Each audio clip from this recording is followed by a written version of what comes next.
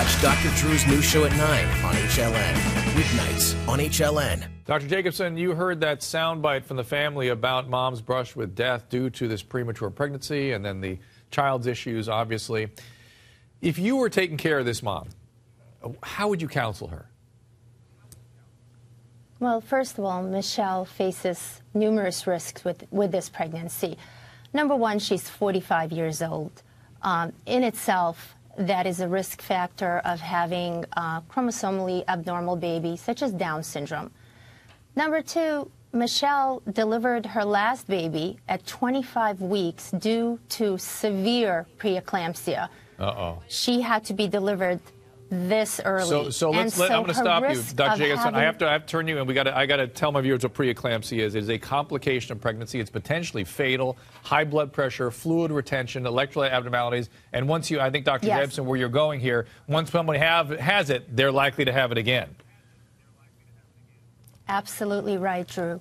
Her risk of having severe preeclampsia again at a very early gestational age, such as 25 weeks or even earlier, is much higher than anyone else who's never had preeclampsia before. Would you, if you were dealing with them, counsel them not to have more kids?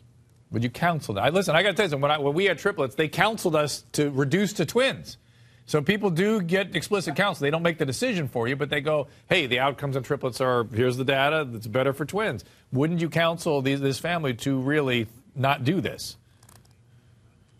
Exactly. As a physician, all we can do, or all I can do, is counsel my patient and explain the risks involved in each decision. And certainly, my personal recommendation would be not to have any more children. But the ultimate decision is always with the patient. And so they are taking the risks knowingly. So the risk to the mom, the risk to the child, and then these massive developmental issues in all the kids, the parenting issues, and the fact that they are really just trying to manage trauma through having lots of kids. I really see that, and let's see. Would you counsel the same thing? Don't do this? Absolutely. Okay. Absolutely. So and we're all in agreement. what if something does happen? To the mom. What if something horrible happens to the mom? We're going to have a single dad with 19 kids. Exactly. And that's the trauma. Or if they lose this baby, let's say, God forbid, that something happens, that's a re-trauma, and they haven't yet processed the trauma. And let's be clear, what tends to happen to people that act out as a result of trauma, they end up having the trauma recur.